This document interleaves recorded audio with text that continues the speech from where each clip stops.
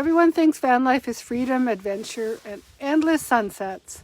But after 4 years on the road, I've realized there's a cost nobody really talks about. It's not just money, it's emotional, practical, and sometimes it can make exploring the way you dreamed of harder than you imagined. Hi, I'm Catherine, and this is Sharing Your Van Life. I've been living full-time in my van for 4 years. I love this lifestyle, the freedom, the connection to nature, the simplicity, but there are hidden challenges.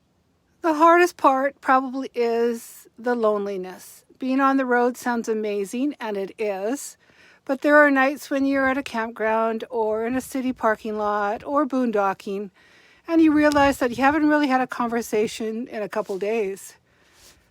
That feeling can sneak up on you even if you love your own company. The emotional and practical energy that you need to put out for van life, especially when you're a Canadian trying to travel to the US. And most of the year in Canada is cold, so you want to go somewhere warm normally. This past winter, I've decided to stay in Canada, and luckily I do have a home base. I have a family farm where I can stay, so I don't have to live in my van in minus 20 or 30 below weather, which is common up in the area that I'm at. So it's nice to have this option. So just check out my video on why I decided to pause van life for the winter. I'll link it in the description below. My poor van was not made for this kind of snow. There are many practical costs to van life. You have to worry about where the water's coming from, how much electricity you use, things that you don't normally think about in a house. So it's just being ready for that practical physical work that's needed to live in a van. And again, I wouldn't change it for the world. I love my van. I love living and traveling in my van. But there are those practical things that you have to deal with. Van life is physical work, and it's emotionally exhausting as well. You're constantly planning, problem solving, and adapting to weather. Things like heating, water, winter safety are always on your mind when you're traveling in the north. And when things go wrong, it's all up to you to correct them or to get them solved. And being a Canadian, it limits the travel and exploration. One of the things I love most is traveling and exploring new places. That's why I got into van life initially, was to explore more. It can be actually harder than you expect.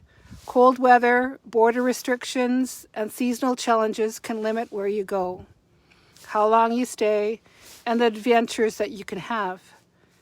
Even though I love van life, there are practical and emotional costs sometimes make it tougher to enjoy the freedom that I imagined. Next point is you're often missing milestones and missing out on relationships from your home base.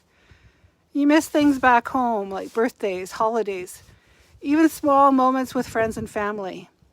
You trade those moments for freedom and adventure. And some days that trade is harder than you expect. My mom passed away when I was on the other side of the country, so I didn't get back to her funeral. Luckily, I had spent a lot of time with her the summer before, so I had very fond memories. And I knew she was ill, and when I left, I knew I probably would not see her again. She told me to go on my trip, and so I was gone about 6 weeks and she passed away. That was sad, but I had other family with her, so that was great. But you miss out on some milestones for sure when you're traveling.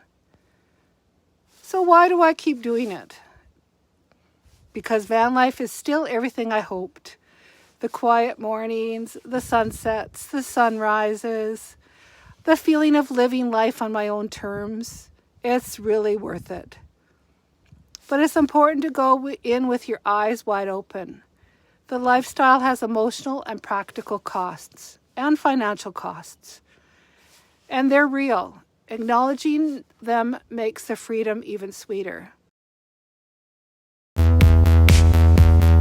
Video on realistic costs, so I'll link that at the to the side here.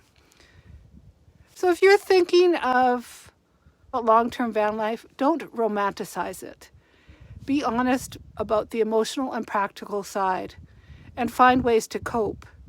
And if you've been on the road a while, I'd love to hear about your experiences. Comment below, what's the hardest challenge you faced? If you want more honest van life insights, make sure you subscribe to my channel. I share everything I've learned over the 4 years on the road and much more in the future. The good, the hard, and the emotional truth. We'll see you next time. Thanks for being here.